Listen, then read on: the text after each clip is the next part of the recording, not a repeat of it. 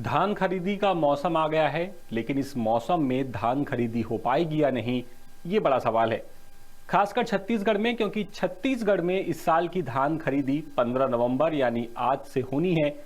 लेकिन प्राथमिक कृषि साख सहकारी कर्मचारियों के हड़ताल से लगभग साल 2025-26 की धान खरीदी संकट में है। अब कर्मचारी हड़ताल पर हैं तो सरकार भी कोई ना कोई रास्ता निकालने में लगी हुई है और अब सरकार ने इन कृषि साख सहकारी कर्मचारियों की हड़ताल पर ब्रह्मास्त्र चलाया है। धान खरीदी के एक दिन पहले यानी 14 नवंबर को साय सरकार ने एक आदेश जारी किया, जिसमें कहा गया कि धान खरीदी के काम में लगे कर्मचारी काम से इनकार नहीं कर सकते और अगर ऐसा किया जाता है तो कार्रवाई की जाएगी। जो लेटर जारी किया गया है उसमें सरकार ने कहा कि 15 नवंबर से 31 जनवरी तक धान खरीदी का काम बेहद जरूरी है। सभी कर्मचारियों को काम से इनकार करने की अनुमति नहीं होगी।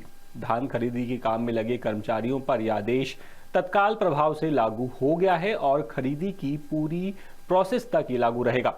उल्लंघन पर कानूनी कार्रवाई की जाएगी, ऐसा भी इस आदेश में कहा गया है। अब इस आदेश का मकसद क्या है, आपको वो बताते हैं। इस आदेश का मकसद किसानों को उनके धान का समर्थन मूल्य वक्त पर मिले और खरीदी केंद्रों पर अव्यवस्थाओं से बचा जा सके, इसके लिए आदेश जरूरी है। धान खरीदी राज्य के किसानों के लिए जरूरी है और सरकारी आदेश से सरकारी प्रक्रिया में निरंतरता बनी रहेगी। इस आदेश से छत्तीसगढ़ में धान खरीदी की तैयारी को और मजबूती मिली है। राज्य सरकार ने किसानों और कृषि विभाग दोनों को आश्वस्त किया है कि खरीफ विपणन वर्ष 2025-26 में धान खरीदी सुचारू और व्यवस्थित तरीके से होगी।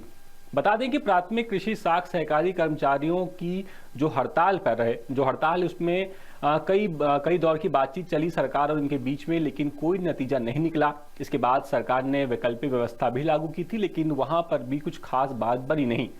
इसके बाद सरकार ने इस आदेश को जारी किया है और अब ये कर्मचारी हड़ताल पर क्यों हैं, जाते जाते आपको ये भी बता देते हैं।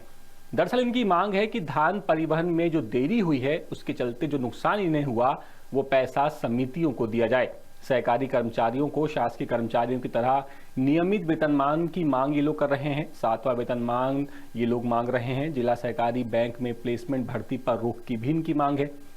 कुल मिलाकर के अब देखना यही है कि क्या सरकार का ये जो ब्रह्मास्त्र है ये उसके कुछ काम आता है या फिर ये कृषि साख सहकारी समिति के कर्मचारी अपनी मांगों पर अड़े रहते हैं। ये पूरी खबर रायपुर से हमारे संवाददाता विनय वर्मा लेकर के आए थे। अपडेट्स के लिए आप बने रहिए द सूत्र के साथ। नमस्कार। लेटेस्ट, इन्वेस्टिगेटिव और इन डेप्थ खबरें देखने के लिए ज्वाइन कीजिए द सूत्र का व्हाट्सएप चैनल, सब्सक्राइब कीजिए यूट्यूब चैनल, लाइक कीजिए फेसबुक पेज और पढ़ते रहिए www.dasootra.com।